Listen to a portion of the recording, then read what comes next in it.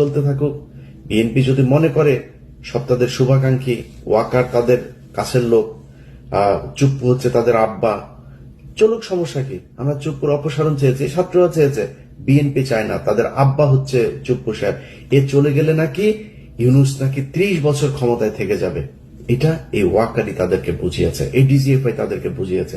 আর ইদানিং জামাতকে যেটা করা হয়েছে, সব ইসলামিক দল এক জায়গায় হবেন আর আপনাদেরকে ক্ষমতায় নিয়ে আসা হবে।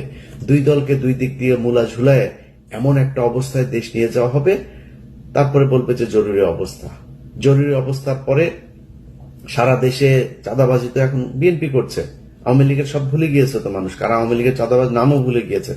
এই ধরেন আজ থেকে 3 মাস পরে যদি জরুরি অবস্থা হয় দেশে, কাদেরকে ধরবে? সব বিএনপির লোকজনকে ধরবে। এবং আমরা দেখবো যে ওয়াও, হ্যাঁ এই তো 2 মাস আগে আমার কাছ থেকে চাঁদা নিয়েছে, এই তো সেই লোক।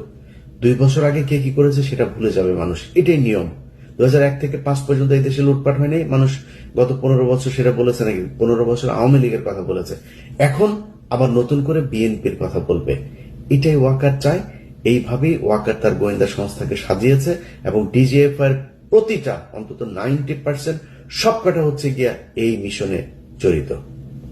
সেই জায়গা যদি ঠিক করতে না পারেন, মিডিয়া যদি ঠিক করতে না পারেন, এই ধরনের ঘটনা ঘটবে একভাবে, সেই ঘটনা মানুষের সামনে জানানো হবে আরেকভাবে।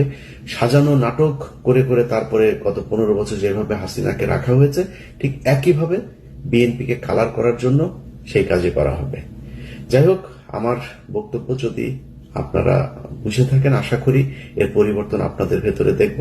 না দেখলে, না হয়ে থাকলে পরিবর্তিত আপনার ফল আপনি ভোগ করবেন। আল্লাহ হাফেজ।